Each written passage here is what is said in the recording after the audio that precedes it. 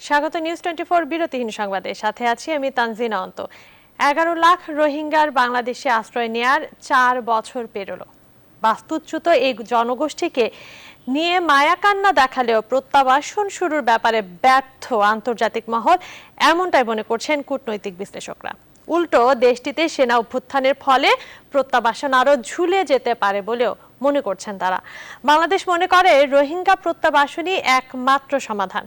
বিস্তারিত জানাচ্ছেন লাকমিনা জেসমিন সোমা।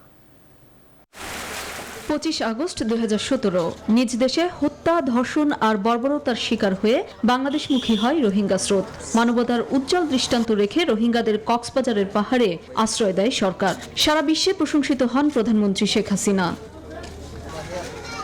রোহিঙ্গাদের সাময়িক আশ্রয় দেওয়া হলেও বৈশ্বিক রাজনীতির মারপ্যাচে বারবার পেছাতে হয়েছে রোহিঙ্গা প্রত্যাবাসন। রোহিঙ্গাদের ফিরিয়ে নিতে কাগজে কলমে রাজি হলেও কথা রাখেনি মিয়ানমার সরকার।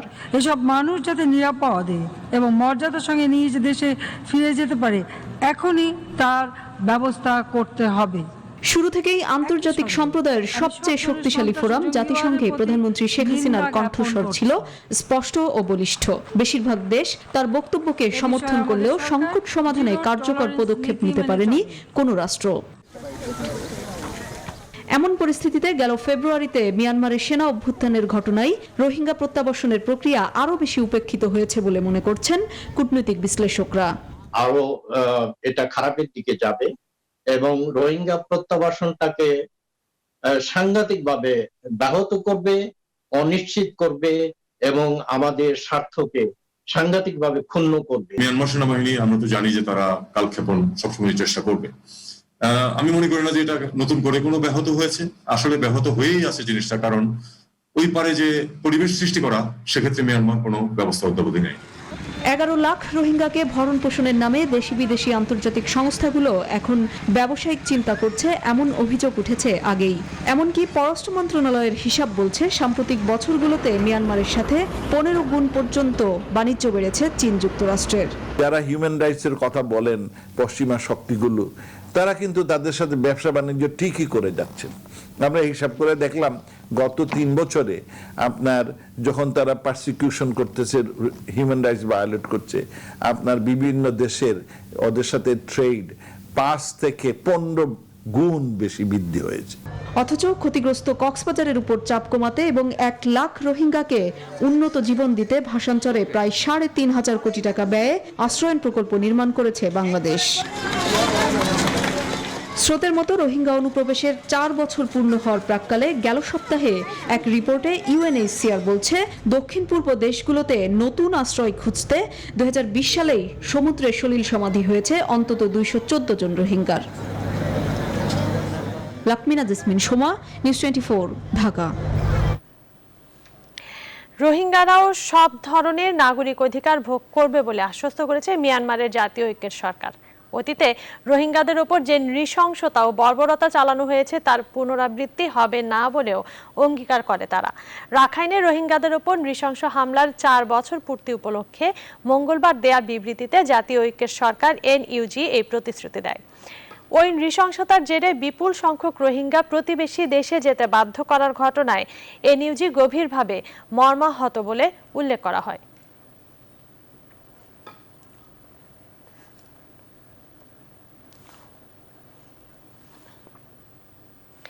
ভ্যাকসিনের 2 ডোজের মাঝের ব্যবধান কমানো যায় কিনা সে বিষয়ে প্রধানমন্ত্রীর নির্দেশনার পর এ নিয়ে কাজ শুরু করেছে স্বাস্থ্য অধিদপ্তর।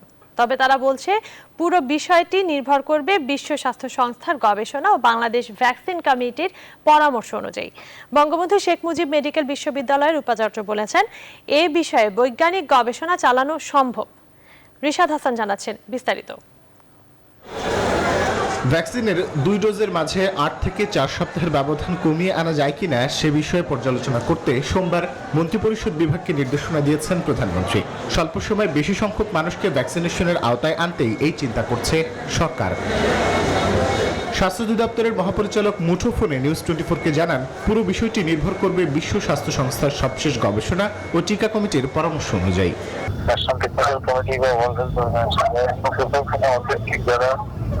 বিশেষজ্ঞ তাদের কাছ থেকে নানা অভিমত আমি চাইছি। যেহেতু এখনো পর্যন্ত বিশ্বের কোনো দেশে 2 ডোজের টিকার ব্যবধান কমিয়ে দেওয়ার মতো ঘটনা ঘটেনি, তাই বিষয়টি নিয়ে গবেষণা করতে চায় বঙ্গবন্ধু শেখ মুজিব মেডিকেল বিশ্ববিদ্যালয়। চীনের যে সিনোফার্ম, সেটা যেহেতু একই ব্যক্তিকে 2টা ডোজ দিয়ে প্রবাসীদেরকে বিদেশে পাঠিয়েছিলেন, সেই ধরনের কোনো স্টাডি যদি আমরা চীনেরটা পাই, আমরাও এখানে ওরকম 2 সপ্তাহ পরে আবার দিতে পারি কিনা সেটার ব্যাপারে একটা স্টাডি করতে পারি। এই পদ্ধতিতে অধিক সংখ্যক মানুষকে ভ্যাকসিনেশনের আওতায় আনা গেলেও পুরো বিষয়টি অত্যন্ত বৈজ্ঞানিক গবেষণা নির্ভর ও সময় সাপেক্ষ বলে মনে করছেন বিশেষজ্ঞরা। আমরা যদি 1-2 সপ্তাহ পর দিয়ে দেখি সেই পরিমাণ অ্যান্টিবডি ডেভেলপ করে কিনা, তাহলে আমরা যদি গ্যাপটা কমিয়ে দিতে পারি, তাহলে সবাই পূর্ণাঙ্গ এই ইয়ের জন্য আমরা ভ্যাকসিনেট হতে পারবো। তবে এমন উদ্যোগ নিতে গেলে পর্যাপ্ত টিকার সরবরাহ নিশ্চিতের দিকে নজর রাখতে হবে বলে মনে করেন বিশেষজ্ঞরা। রিশাদ হাসান, নিউজ 24, ঢাকা। দেশে করোনা সংক্রমণে আক্রান্ত ও মৃত্যুর হার দুটোই কমেছে। 24 ঘন্টায় দেশে করোনায় আরও 114 জনের মৃত্যু হয়েছে। 56 দিনের মধ্যে এটি সবচেয়ে কম দৈনিক মৃত্যুর সংখ্যা। এ সময়ে নতুন করোনা শনাক্ত হয়েছেন 5249 জন। স্বাস্থ্য অধিদপ্তরের প্রেস বিজ্ঞপ্তিতে মঙ্গলবার এ তথ্য জানানো হয়। এখন পর্যন্ত দেশে মোট করোনা আক্রান্তের সংখ্যা 14,72,964 জন এবং এদের মধ্যে মারা গেছেন মোট 25,513 জন। আর করোনায় আক্রান্ত হওয়ার পর এখন পর্যন্ত সুস্থ হয়েছেন 13,81,763 জন। সর্বশেষ 24 ঘন্টায় সুস্থ হয়েছেন 8,907 জন। 24 ঘন্টায় মোট 34,708টি নমুনা পরীক্ষার বিপরীতে শনাক্তের হার 15.12%।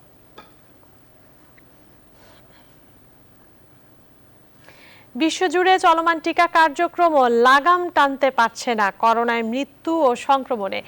24 ঘন্টায় বিশ্বে 10,500 প্রাণহানি এবং 6,51,000 রোগী শনাক্ত হয়েছে। এ নিয়ে বিশ্বে মোট আক্রান্তের সংখ্যা দাঁড়িয়েছে 21,39,00,000-এ। মোট প্রাণহানি ছাড়িয়েছে 44,63,000। গেল দিন দৈনিক সংক্রমণ ও মৃত্যু দুটোতেই শীর্ষে যুক্তরাষ্ট্র। 24 ঘন্টায় দেশটিতে 1,130 জনের প্রাণহানি এবং 1,44,000-এর বেশি সংক্রমণ হয়েছে। দৈনিক প্রাণহানিতে দ্বিতীয় অবস্থানে ইন্দোনেশিয়া। 24 ঘন্টায় দেশটিতে 1,038 জনের প্রাণ গেছে। তবে ফের করোনা পরিস্থিতির অবনতি হচ্ছে ভারতের। দেশটিতে গেল দিন 51,000 সংক্রমণ, 737 জনের মৃত্যু হয়েছে। স্বস্তিতে নেই ব্রাজিলও। মৃত্যু বেড়েছে মেক্সিকো, রাশিয়া ও ইরানে।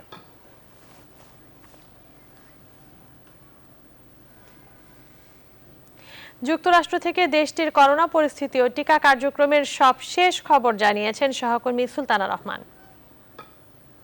পরে 150,000 মানুষ, মানে 1,50,000 মানুষ নতুন করে আক্রান্ত হচ্ছে এবং ধারণা করা হচ্ছে আগামী 2 সপ্তাহের মধ্যে এটি প্রতিদিন গড়ে 200,000-এ ছাড়িয়ে যাবে। মানে প্রায় প্রতিদিন গড়ে 2 লাখ মানুষ আক্রান্ত হবে এবং মৃত্যুর হারও কিন্তু বেড়েছে। প্রতিদিন গড়ে 1,000 করে মানুষ মারা যাচ্ছে।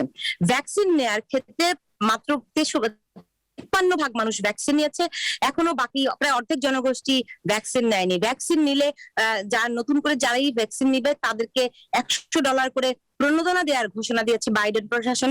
তবুও অনেকে এখনো ভ্যাকসিন নিতে রাজি নন। এদিকে ভ্যাকসিনের যেই ফাইজার, মডার্না এবং জনসন অ্যান্ড জনসন, এই 3টি ভ্যাকসিন পুরো আমেরিকা 50টি স্টেটেই দেওয়া হচ্ছে এবং বিনামূল্যে দেওয়া হচ্ছে। কিন্তু তারপরেও একটি বড় অংশ, অর্ধেক জনগোষ্ঠী ভ্যাকসিন নিতে চান না।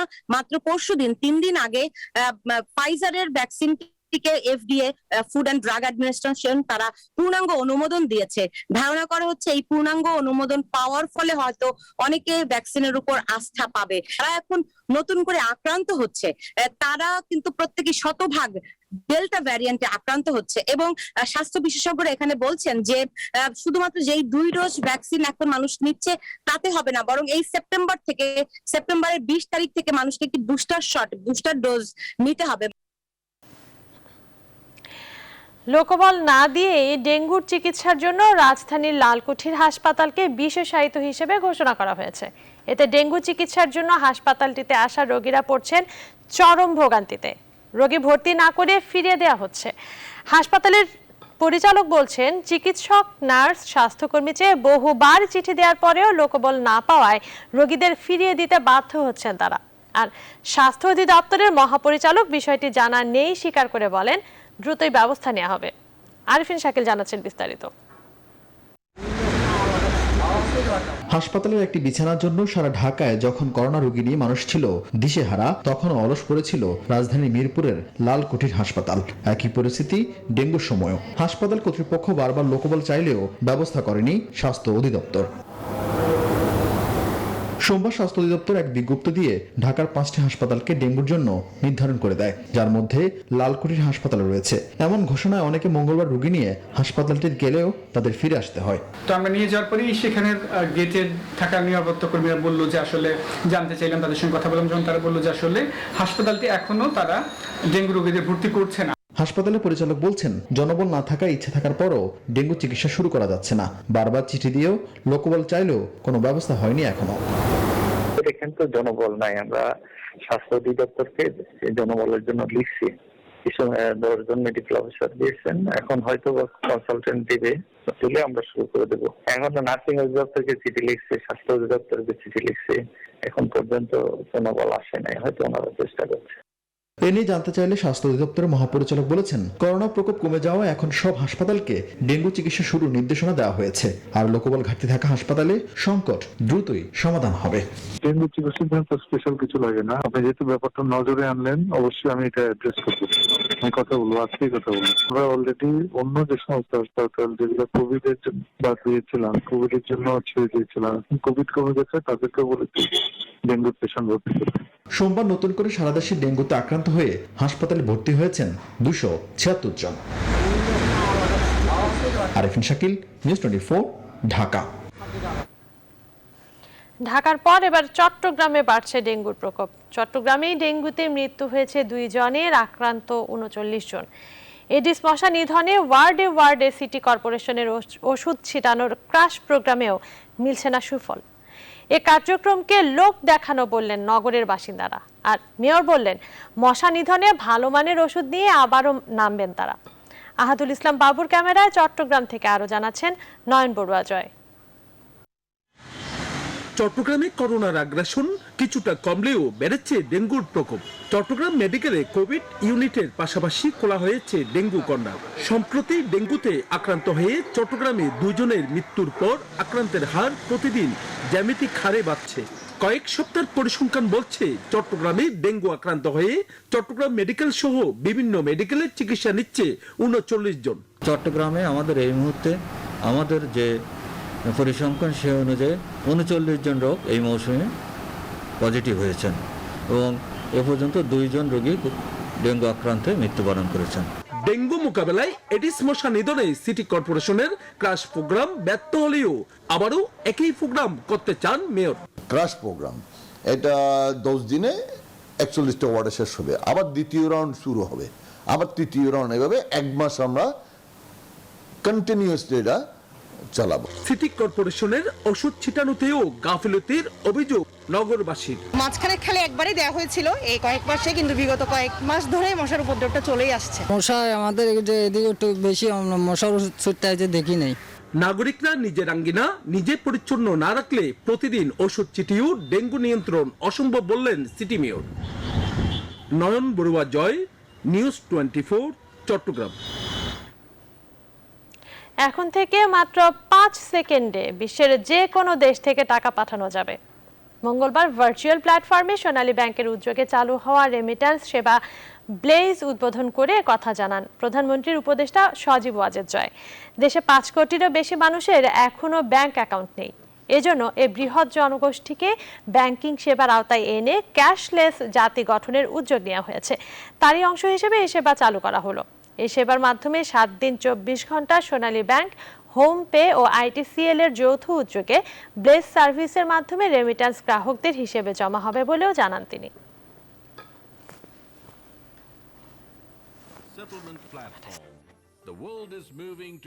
ব্লেজের মাধ্যমে যদি পাঠান, আমি এখন যখনই পাঠাই বাংলাদেশে, তখন রাত 2টা হোক 3টা হোক, সে 5 সেকেন্ডের মধ্যে এই টাকাটি তার অ্যাকাউন্টে পৌঁছা যাচ্ছে। সেটা ছুটির দিন হোক, ঈদের দিন হোক, যেই দিন হোক, কোনো অসুবিধা নেই। তো তার সাথে আপনার ওই কোনো ব্যাংকিং সেন্টারে যাওয়ার বা রেমিটেন্স সেন্টারে যাওয়ার কোনো প্রয়োজন নেই। ড্রেনেজ ও রাস্তাঘাট বেহাল সহ নানা সমস্যায় ঢাকা উত্তর সিটি কর্পোরেশনের ৩৮ নং ওয়ার্ড বাসিন্দাদের জীবন দুর্বিষহ হয়ে পড়েছে। স্থানীয়রা জানান, ওয়ার্ডের বেশিরভাগ রাস্তায় ভাঙা, সামান্য বৃষ্টি হলে ড্রেনের পানি রাস্তায় উপচে পড়ে পুরো রাস্তা তলিয়ে যায়। এছাড়া সড়কের অনেক স্থানের ড্রেনের ঢাকনা বা স্ল্যাব উঠিয়ে রাখার কারণে প্রতিনিয়ত ঘটছে নানা দুর্ঘটনা। এদিকে সমস্যা জেনে তা দ্রুত সমাধানের আশ্বাস দিলেন ঢাকা উত্তর সিটি মেয়র। বিস্তারিত তালুকদার বিপ্লবের প্রতিবেদনে। ডিএনসিসিতে বর্ধিত ওয়ার্ড হিসেবে যুক্ত হয় ঢাকা উত্তর সিটির ৩৮ নম্বর ওয়ার্ড, কিন্তু গত কয়েক বছরে এলাকার উন্নয়নের কোনো তফাৎ চোখে পড়ে না এখানে, বরং দিনে দিনে নানা কারণে ওয়ার্ড বাসিন্দাদের জীবন দুর্বিষহ হয়ে পড়েছে। সরেজমিনে দেখা যায় ওয়ার্ডের প্রধান সড়কের কিছু দূর পর তীব্র যানজট, প্রায় পুরো সড়ক অটোরিকশার দখলে। যানজটে আটকা পড়ে হেঁটেই গন্তব্যে ছুটছেন কেউ কেউ, আবার রাস্তার অর্ধেকটা দখল করে চলছে বেচা কেনা। যোগাযোগ ব্যবস্থা যেখানে ভালো না থাকবে সেখানে মানুষ আসা যাওয়া করবে কিভাবে? যানজট হয়, ওই অটোরিকশাটা বেশি এই মহল্লায়, মনে 200 অটোরিকশা আছে, এই কারণে যানজট। বিশেষ করে ওয়ার্ডের পূর্বাচল সড়ক লেন রাস্তাটি নিয়ে অভিযোগের শেষ নেই এখানকার বাসিন্দাদের। সামান্য বৃষ্টিতে ড্রেনের ময়লা পানি উপচে পড়া, জলাবদ্ধতা নিরসনে রাস্তার অনেক স্থানে ড্রেনের স্ল্যাব উঠিয়ে রাখা, এসব মেরামতের নেই কোনো উদ্যোগ। ফলে প্রতিনিয়ত ঘটছে নানা দুর্ঘটনা। ভাঙ্গাচুরা মানুষ অ্যাক্সিডেন্ট হয়, মানুষের যে দুর্ভোগ, মানে বৃষ্টি আইলে তো এখন তো একটু ভালো, বৃষ্টি আইলে এক মাজা পানি হয়। সমস্যা শুনতেছি, রাস্তা হবে এই শুনতেছি, তো 1 বছর ধরে শুনতেছি। পুরাটা রাস্তা ভাঙ্গাঘাট, কোনো ঠিকঠাক করার কোনো খবর নাই। রাস্তা সংস্কারের উদ্যোগের কথা জানান উত্তরের মেয়র। এ সময় স্থানীয় বাসিন্দাদের সচেতনতা ছাড়া রাস্তা দখলমুক্ত রাখা সম্ভব নয় বলে মনে করেন এই নগরপিতা। আমি সেলিমকে দায়িত্ব দিয়েছি যে আমার ইঞ্জিনিয়ারিং ডিভিশনে বসে কতগুলো স্ল্যাব ভাঙ্গা টোটাল একটা পরিসংখ্যান দিয়ে আমার কাছে একটা বাজেটটা চাওয়ার জন্য। ওই এলাকার জনগণকে কিন্তু এগিয়ে আসতে হবে, সামাজিকভাবে আন্দোলন করতে হবে। শুধু একলা আমরা করে দিয়ে আসলাম আজকে, কালে কিন্তু বাজার কিন্তু আবার বসবে। রাস্তা দখলমুক্ত রাখতে ওয়ার্ড কাউন্সিলর এবং প্রশাসনের ভূমিকাই যথেষ্ট বলছেন স্থানীয়রা। তালুকদার বিপ্লব, নিউজ 24, ঢাকা। আফগান প্রসঙ্গ। আগামী ৩১ আগস্টের মধ্যেই আফগানিস্তান থেকে মানুষদের সরিয়ে আনার সম্পন্ন করার পথে রয়েছে যুক্তরাষ্ট্র। মঙ্গলবার G7 এর ভার্চুয়াল সম্মেলনে কথা বলেন মার্কিন প্রেসিডেন্ট জো বাইডেন। বলেন, যত তাড়াতাড়ি বিদেশিদের আফগানিস্তান থেকে সরিয়ে নেওয়ার কাজ শেষ করা যায় ততই মঙ্গল। বলেন, সময়সীমা বাড়ানোর আন্তর্জাতিক আহ্বান উপেক্ষা করে নির্ধারিত ৩১ আগস্টের মধ্যে সব বিদেশি স্থানান্তরের চেষ্টা করছে যুক্তরাষ্ট্র। জানান, তালেবান কাবুল দখল নেয়ার পর গেল ৯ দিনে ৭০,৭০০ বিদেশিকে স্থানান্তর করা হয়েছে। সম্প্রতি ৩১ আগস্টের মধ্যে বিদেশিদের স্থানান্তর সম্ভব না হলে সেনা প্রত্যাহারের সময়সীমা বাড়ানোর কথা জানিয়েছিলেন বাইডেন। তবে নির্ধারিত সময়ের মধ্যে বিদেশি সেনা প্রত্যাহার না করলে এর কঠিন জবাব দেওয়ার হুঁশিয়ারি দেয় তালেবান।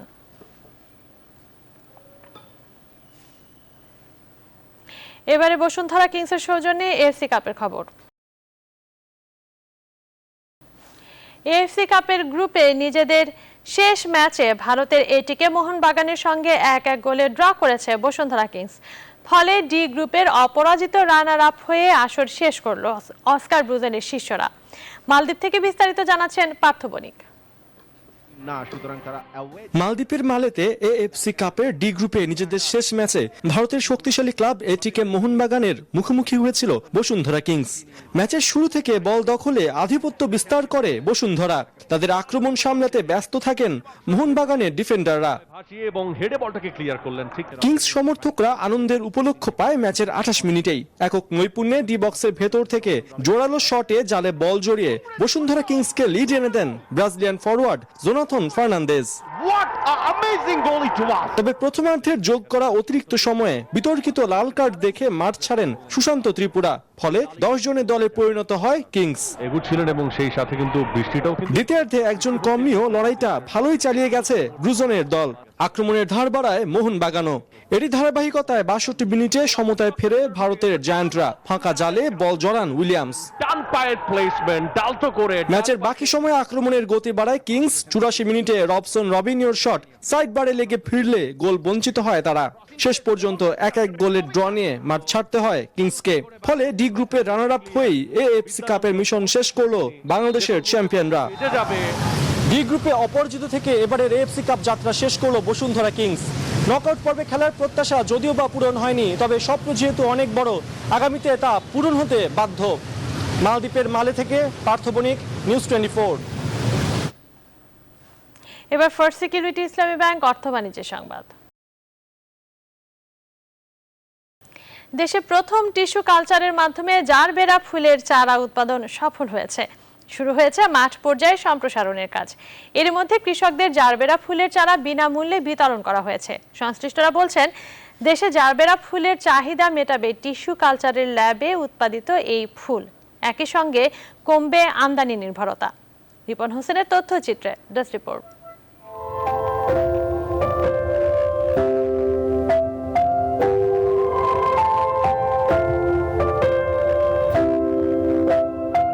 লাল, কমলা, গোলাপি আর হলুদ রঙের জারবেরা ফুলে ছেয়ে গেছে যশোরের টিস্যু কালচার ল্যাব। যেদিকে চোখ যায় কেবল রঙের ছড়াছড়ি। প্রকৃতি যেন রঙের খেলায় মেতে উঠেছে ল্যাবের আঙিনায়। কিন্তু দেশে এ ফুলের চারা উৎপাদিত হয় না। ভারত থেকে চড়া মূল্যে সংগ্রহ করতে হয় এসব চারা। যদিও এগুলোর মান নিয়ে আছে প্রশ্ন। এসব প্রতিকূলতা থেকে বেরিয়ে আসতে বেসরকারি উন্নয়ন সংস্থা রুরাল রিকনস্ট্রাকশন ফাউন্ডেশন যশোরের রামনগরে স্থাপন করেছে টিস্যু কালচার ল্যাবরেটরি, যেখানে প্রথমবারের মতো জারবেরা ফুলের টিস্যু কালচার চারা উৎপাদন সম্ভব হয়েছে। যাতে সফলভাবে আমরা চারা উৎপাদন করতে পেরেছি এবং কৃষকদের চারা প্রথমে আমরা সম্ভব। যে কালার বলবে সেই কালারই দেব। চারা নিয়ে আসতে 2 লাখ 3 লাখ টাকার মূল্যে সেটা অর্ধেক দামে পাচ্ছে। বেসরকারি প্রতিষ্ঠানটির এই উদ্যোগকে ইতিবাচক হিসেবে দেখছেন ফুল চাষি ও সংশ্লিষ্টরা। মিসিং হয়ে যেতে, এখন যখন টিস্যু কালচারের মাধ্যমে হবে তখন কিন্তু এই জিনিসটা মিসিং হবে না। ইন্ডিয়ার থেকে যে আমাদের এই জারবেরা বা অনেক মূল্যবান ফুলের কমগুলি আনতে হয়, সেটা আর আনা লাগবে না। আমরা টিস্যু লাখ জারবেরা ফুলের চারার চাহিদা রয়েছে, আর ফুলের বাজার রয়েছে প্রায় 1200 কোটি টাকার। Desk report, news 24।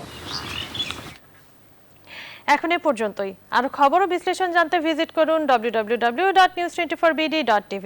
ধন্যবাদ।